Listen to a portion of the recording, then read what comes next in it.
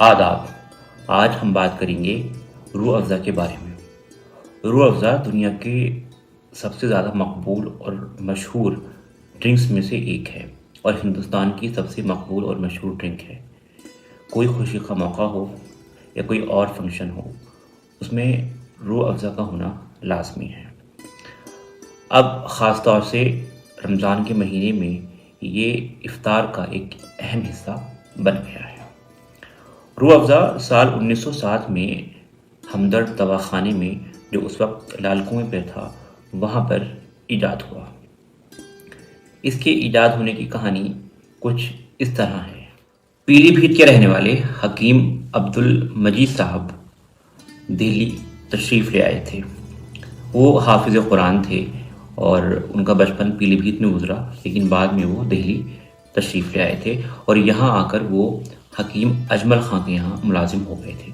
حکیم اجمل خاں ہندوستان کی تاریخ، خاص طور سے جو یہاں کی طب یعنی میڈیکل کی تاریخ ہے، اس کا ایک بڑا اہم نام ہے۔ تو حکیم عبد المجید صاحب حکیم اجمل خاں کے یہاں ملازم ہو گئے۔ یہاں انہوں نے کچھ عرصے تک ملازمت کی اور اس کے بعد سال 1906 میں وہ وہاں سے الگ ہو گئے اور انہوں نے اپنا ہمدرد دواخانہ قائم کیا۔ حکیم عبد المجید صاحب کو جڑی بوٹیاں اور جو ہربل میڈیسنز ہوتی ہیں، اس کی جو شناخت کی پہچان کرنے میں بڑا ان کو ملکہ حاصل تھا، اور اسی دواخانہ میں 1906 میں انہوں نے ہمدرد دواخانہ میں اپنی پہلی دوائی ایجاد کی اور وہ تھی حب مقوی معدہ۔ یہ پہلی دوائی ہے جو ہمدرد دواخانہ میں ایجاد ہوئی۔ اس زمانے میں الگ الگ پھلوں کے پھولوں کے شربت دستیاب تھے، جیسے گلاب کا شربت یا انار کا شربت۔ ہمدرد دواخانہ میں ایک اور جڑی بوٹیوں کے ماہر، دوا بنانے کے ماہر، سہارنپور کے رہنے والے استاد حسن خاں بھی ملازم تھے۔ حکیم عبد المجید صاحب نے استاد حسن خاں سے یہ فرمائش کی کہ حضرت کوئی ایسا شربت بنایا جائے جس کی خوشبو دل و دماغ کو فرحت دینے والی، سکون دینے والی ہو، جس کا ذائقہ بے مثال ہو اور جو ہضم کرنے میں آسان ہو، سہل ہو۔ تو یہ سب سے پہلا جو روح افزا کی بنیاد یہاں سے شروع ہوتی ہے، حکیم عبد المجید خان صاحب کی فرمائش پر، جو انہوں نے استاد حسن خاں سے کی تھی۔ استاد حسن خاں نے حکیم عبد المجید صاحب کی اس فرمائش کو قبول کیا اور اس کو بروئے کار لانے کے لیے وہ مستعد ہو گئے۔ جیسا کہ حکیم عبد المجید صاحب کی فرمائش تھی کہ ایک ایسا شربت بنایا جائے کہ اس میں پھل، پھول اور جڑی بوٹیاں ہوں، اور اس کا ذائقہ تو بے مثال ہو ہی، ساتھ ہی وہ اتنا ہلکا ہو کہ اسے ہر عمر کا انسان آسانی سے پی سکے۔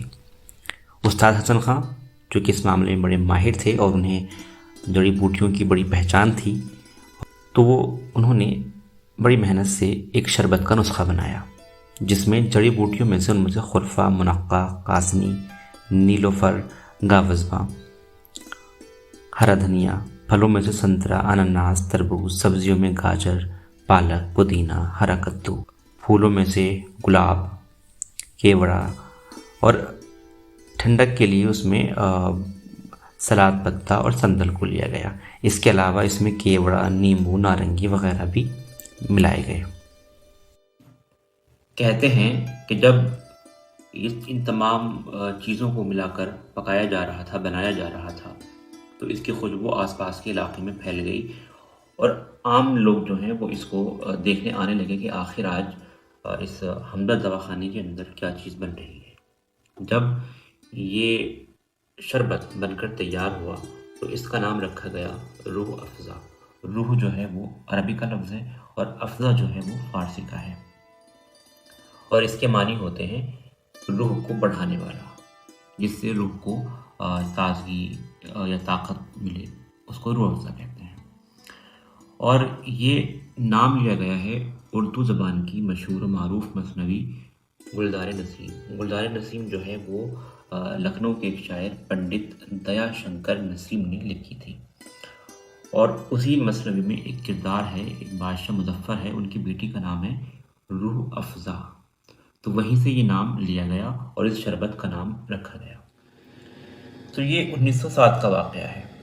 1910 میں ایک آرٹسٹ مرزا نور احمد نے روح افزا کا جو یہ کور ہے یا جو لیبل اس کی بوتل پر لگا ہوا آتا ہے اس کو ڈیزائن کیا تھا، اور 1945 میں اس کی فیکٹری دریا گنج میں قائم ہوئی، اور آج روح افزا جتنا مقبول ہے، مشہور ہے، اس کے بارے میں کچھ کہنا گویا سورج کو چراغ دکھانے کے مترادف ہے۔